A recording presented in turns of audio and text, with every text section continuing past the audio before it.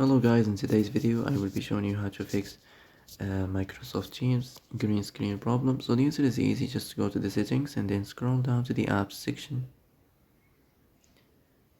and then go to the search and search Microsoft Teams and then go to the storage, and here you will find this clear cache option. Click on it. Now you can go check it if it worked, and if it didn't you can try to restart your phone or turn the Wi-Fi off and on, or the Bluetooth or the airplane mode. Also, you can try to clear data, but be careful. If you clear data, all this application's data will be deleted. This includes all files, the settings, the accounts, the databases, etc. So be careful if you want to clear your data.